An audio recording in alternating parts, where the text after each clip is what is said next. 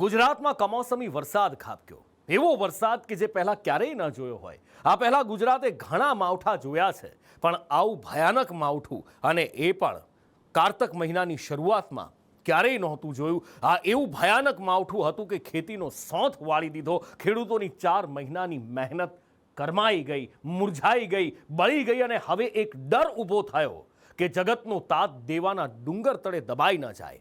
સરકારે ખેડૂતોને મદદનું આશ્વાસન આપ્યું, પાક નુકસાનીનો સર્વે શરૂ કરાવ્યો, અને જુદા જુદા લોકો જુદી જુદી માંગ કરવાનું શરૂ કરી ચૂક્યા હતા, અને નુકસાની પર રાજકીય દંગલ શરૂ થઈ ગયું. સવાલ એ ચર્ચાઈ રહ્યા છે કે સરકાર શું નિર્ણય કરશે, કઈ ફોર્મ્યુલાથી સહાય આપશે, અને ક્યાં સુધી આનો નિવેડો આવી શકશે. આ બધા જ સવાલો ખેડૂતોને મૂંઝવી રહ્યા છે. એ બધાના જવાબ છે આ રિપોર્ટમાં. માલ માટી સાથે માલ આવી રહ્યો છે કે જે માલ અત્યારે સાચવી બી ના શકીએ અને કોઈ વેપારી લઈ બી નથી લેતા. એટલે આ સર્વેના નાટકો બંધ કરો, ખેડૂતોને 100% સંપૂર્ણપણે 100% એમનું વળતર આપો. પાક ધોવાઈ ગયું છે. આવનારા દિવસોની અંદર ગુજરાતના ખેડૂતોનું સંપૂર્ણ દેવું માફ કરવું જોઈએ. એટલે ભારતીય કિસાન સંઘ સ્પષ્ટ માંગણી કરે છે કે ભાઈ એને જે ખર્ચ થયો છે એ ખર્ચને ધ્યાને રાખો. પાક નુકસાનીના મારથી નિરાધાર બનેલા ખેડૂતો પાસે હવે એક જ આધાર છે, એ છે સરકારી સહાય. આખા ગુજરાતથી એક જ શોર સંભળાઈ રહ્યો છે, સહાય કરો સરકાર. અને સરકાર પાસે એટલી જ માગણી છે કે અમારી જે લોન છે, ધિરાણ છે, એ માફ કરી દે, અને ટેકાના ભાવમાં મગફળી જે દે છે એના બદલે ટેકાનું એ બંધ કરી અને ખાતામાં નાખી દે, ભાઈએ કીધું એમ. અને બીજું, ખેડૂતને જેટલી બને એટલી સહાય કરો. આજે ખેડૂત આગળ નથી આવી શકતા. એનું કારણ એ છે કે સરકારથી બીએ છે કે ભાઈ બોલવામાં અમને કંઈક કરશે તો, કે પોલીસ કંઈક કરશે તો આજ બોલી નથી શકતી. આજે આવેદનપત્ર દેવા આવ્યા છે, તો અમારે પાક નુકસાની 90% થઈ છે, તો અમને પૂરેપૂરો વીમો અને પૂરેપૂરી સહાય આવે એવી માગણી કરીએ છીએ. અને પાક ધિરાણ સંપૂર્ણ માફ થાય, અને અમારા લગભગ બધાએ 80-90% પાથરા પલળી ગયા છે.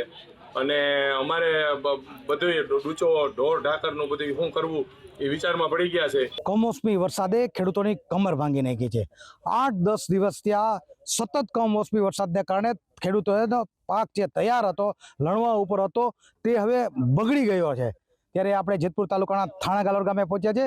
અહીંયા મહેશભાઈ નામના ખેડૂતે 8 થી 10 વીઘામાં ડુંગળીનું વાવેતર કરેલું હતું. આ ડુંગળીનું વાવેતર ઉપર સતત વરસાદને કારણે ડુંગળી છે તે બગડી ગઈ છે. એમાં વીઘે તેમણે 17,000 થી 18,000નો ખર્ચો કર્યો છે. હવે આ જો આને લણે તો બીજો ખર્ચો થાય 4,000 થી 5,000, અને ત્યાંથી ટ્રાન્સપોર્ટેશન, બોરીનો ભાવ, ચડાવ ઉતારની મજૂરી, તે તેમને પરવડે તેમ નથી. એક તો નુકસાની ઉપરથી ડબલ નુકસાની થાય અને એનો ભાવ ન આવે. આનો ગુણવત્તા બગડી ગઈ છે. તેને કારણે થઈને તેમણે આ જે માલ ઢોર માટે હોય, માલધારીઓ માટે આ તેમનું ખેતર ખુલ્લી મૂકી દઈ અને ઉદાર દિલ રાખ્યું છે કે ખેડૂતો છે તે તો આવી માર સહન કરી જ લે છે. માલધારીઓ છે તેના માલ ઢોરને આ ડુંગળી. થોડો ઘણો બચી ગયેલો પાક લઈ અને હાલ ખેડૂતો યાર્ડમાં જણસી વેચવા માટે પહોંચી રહ્યા છે, પણ પલળેલો માલ ખરીદવા કોઈ તૈયાર નથી. કપાસનો ઉતારો બિલકુલ છે નહીં, કપાસના ભાવ પૂરતા મળતા નથી. કપાસનો ખર્ચો જે કરીએ છીએ અમે, ખર્ચાની સામે સમજી લો કે 25,000 રૂપિયાનો વીઘાની અંદર ખર્ચો આવે, તો એનું ઉત્પાદન અત્યારે અમને 14,000 થી 15,000 રૂપિયા મળી રહ્યું છે. તો મજૂરી બી પોસાય તેમ નથી. સરકારશ્રીને એવી મારી વિનંતી છે કે અમને તાત્કાલિકના ધોરણે કોઈ પણ પ્રકારની સહાય મળી રહે. ભાવ ખેડૂતોને મળતા નથી.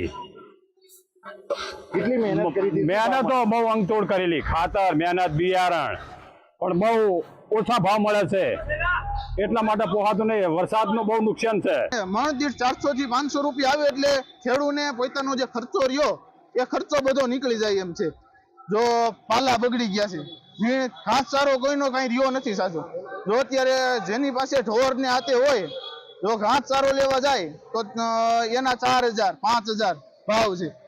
અને જો આપણે દુકાને જો તેલનો ડબ્બો લેવા જઈએ તો તેલના ડબ્બાના 2,500 2,000 એવા ભાવ. તો માંડવીના 300 400 એ ભાવ ન પોસાય ને. અમારી માંગણી એટલી છે કે બને એટલા જે ખેડૂને, તમે જે વેપારીને સાચવો એટલા જ ખેડૂને સાચવો. અમદાવાદના દસક્રોઈ તાલુકાના જેતલપુરના ખેડૂતો ડાંગર લઈ જેતલપુર એપીએમસી પહોંચ્યા હતા, પણ આ પલળેલી ડાંગરનો ભાવ 350 રૂપિયા મણ બોલાઈ રહ્યો છે. એપીએમસી માર્કેટમાં વરસાદના હિસાબે અત્યારે એટલી તકલીફ છે કે ખેડૂતોના માલ અમે લઈએ છીએ પણ બહાર ઢગલા કરી તો ગમે ત્યારે વરસાદ આવી જાય છે. અમારે પણ અઢળક નુકસાન થયેલું છે કેમ કે કોઈ બી માલ સૂકો લઈ તો નક્કી જ નથી હોતું ક્યારે વરસાદ આવે. કાલ સાંજે વરસાદ આવ્યો એમાં પણ અઢળક નુકસાન થયું. ઉપર 4-5 ટોકી છે પણ જમીન ઉપરથી એ પોણી ગયું છે એટલે નુકસાન બહુ છે અમારા. ઉગી ગયેલો માલ માટી સાથે માલ આવી રહ્યો છે કે જે માલ અત્યારે સાચવી બી ના શકીએ અને કોઈ વેપારી લઈ બી નથી લેતા એવી પરિસ્થિતિ. વેપારીઓની બી કફોડી પરિસ્થિતિ. આજે રાત્રે બહુ વરસાદ આવ્યો, બધું પલળી ગયું હતું. શું ભાવ શું મળ્યો તમને? 381 રૂપિયા. કેટલો મળવો જોઈએ? જો વરસાદ ન હોત તો કેટલો મળત? તો ભાવ મળે 400 ઉપર. અમે આવ્યા હતા 400 450 ભાવ મળે, પતા 380 370 એવો ભાવ છે અત્યારે. વરસાદ ના પડ્યો તો અમને 450 સુધી ભાવ મળત તો અમારો પાકનું નુકસાન અત્યારે બહુ પગલી પડશે. એવું છે. ક્યાંથી આવ્યા છો? આજુબાજુ ચોસર ગામ છે, ગામડી ચોસર ગામ, ત્યાંથી બાજુથી આવ્યા છે. બરબાદ થયેલા ખેડૂતો કહી રહ્યા છે કે અમારો ચોમાસું પાક તો બરબાદ થઈ જ ગયો છે, પણ હવે રવિ સિઝન બચાવવી હોય તો સરકારે તાત્કાલિક સહાય આપવી પડશે. માટે સરકારશ્રીને સહાય આપવા માટેની મારી વિનંતી છે કે વહેલી તકે સહાય આપે. અને અટાણે સંપૂર્ણપણે હાવ ફેલ જ છે એમ. એના માટે જે સરકાર વ્યવસ્થા કરી રહી છે અમને ખબર છે, રાતદી કરે છે, પણ જે તે તકે વહેલી તકે કરે તો અમારે પાછું શિયાળું વાવેતર કરવું હોય તો અમે વહેલી તકે કરી શકીએ અને સારામાં સારું એવું પેકેજ જાહેર કરે. એક બાજુ ખેડૂતોની રોકઆકળ છે તો બીજી બાજુ સહાય પર દંગલ શરૂ થઈ છે. જુદા જુદા લોકો જુદી જુદી સહાયની માંગ કરી રહ્યા છે. ખેડૂતો સંપૂર્ણ દેવા માફીની માંગ કરી રહ્યા છે તો ભાજપની ભગીની સંસ્થા કિસાન સંઘ જેટલું નુકસાન એટલું વળતર માંગી રહી છે તો કોંગ્રેસ વીઘે 18,000ના ખર્ચ મુજબ પૂરું વળતર માંગે છે, જ્યારે આમ આદમી પાર્ટીએ હેક્ટર દીઠ 50,000ના સહાયની માંગ કરી છે. ખેડૂતો મુદ્દે આક્રમક બનેલી કોંગ્રેસે યાત્રા પોલિટિક્સ શરૂ કરી છે.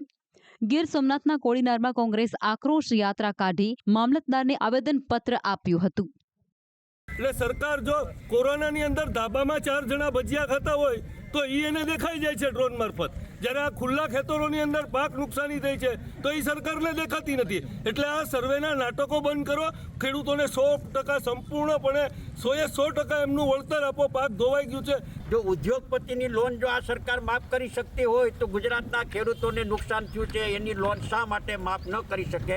એટલા માટે કોંગ્રેસની અમારી માંગણી છે કે આવનારા દિવસોની અંદર ગુજરાતના ખેડૂતોનું સંપૂર્ણ દેવું માફ કરવું જોઈએ. ભાજપની ભગીની સંસ્થા કિસાન સંઘ પણ આ મુદ્દે આકરા પાણીએ જોવા મળી છે, જેમણે દેવા માફીની વાત ફગાવી અને ખર્ચાના આધારે વળતર આપવાની માંગ કરી છે. કે ભાઈ ગુજરાતની પરિસ્થિતિ અલગ અલગ છે. ગુજરાતની અંદર બધા જ ખેડૂતોએ લોન લીધી હશે એવું પણ નથી. ગુજરાતની અંદર ખેતી કેટલાક ખેડૂતો ભાગથી પણ કરતા હોય છે કે પણ વળતર મળવું જોઈએ. એટલે ભારતીય કિસાન સંઘ સ્પષ્ટ માંગણી કરે છે કે ભાઈ એને જે ખર્ચ થયો છે એ ખર્ચને ધ્યાને રાખો. જ્યારે ખેડૂતના હાથમાં એનું ખર્ચ પૂરેપૂરું અને એનું વળતર આવશે તો એ રકમ એને લીધેલી લોન પેટે પણ ભરપાઈ કરી શકશે. માત્ર દેવા માફી ये समस्या नो उकेल नहीं. और कर्ज माफी और सभी मांगों को लेकर हम 18,000 गांवों में मीटिंग करेंगे और किसानों की हस्ताक्षर लेंगे. जब किसान हस्ताक्षर लेकर ये कहेंगे कि हाँ हमें ये मांगनी, हम इस मांगों के साथ हैं, कर्ज माफी के सहित की मांगों को, तो फिर हम मुख्यमंत्री को ये ज्ञापन सौंपेंगे और मुख्यमंत्री से भी मांग करेंगे कि ये किसानों ने लिख कर दिया है, आम आदमी पार्टी तो सिर्फ निमित्त बन रही है. तो इस हिसाब से आने वाले दिनों में पूरे 2 महीने तक किसान के लिए न्याय यात्रा गांव-गांव में आम आदमी पार्टी करने जा रही है. બીજી બાજુ ગાંધીનગરમાં બેઠકોનો દોર ચાલી રહ્યો છે. મુખ્યમંત્રી નિવાસ સ્થાને એક મહત્વપૂર્ણ બેઠક યોજાઈ હતી, જેમાં મુખ્યમંત્રી, નાયબ મુખ્યમંત્રી, કૃષિમંત્રી અને કૃષિ વિભાગના અધિકારીઓ હાજર હતા. આ બેઠકમાં 3 કલાકથી વધુ ચર્ચા ચાલી, જે બાદ અધિકારીઓની પણ બેઠક મળી હતી, જેને લઈ ચર્ચાઈ રહ્યું છે કે આ પાક નુકસાનીમાં અત્યાર સુધીનું સૌથી મોટું રાહત પેકેજ જાહેર થાય તેવી સંભાવના છે, જેમાં એસડીઆરએફના નિયમોથી ઉપર જઈ વિશેષ પેકેજ જાહેર કરાય તેવી શક્યતા છે. સર્વે કરી સહાય ચૂકવાશે એ તો હવે નક્કી થઈ ગયું છે, પણ ક્યારે અને કેટલી તેને લઈ ખેડૂતો અસમંજસમાં છે. ખેડૂતો કહી રહ્યા છે કે અમારી નુકસાની નરી આંખે દેખાય તેવી છે, તો સર્વેના નાટક કેમ થઈ રહ્યા છે? સરકારે પણ ટૂંક સમયનો રાગ આલાપ્યો છે, ત્યારે સરકારનો ટૂંક સમય આજે આવશે કે કાલે તે તો રામ જાણે. બ્યુરો રિપોર્ટ, સંદેશ ન્યૂઝ.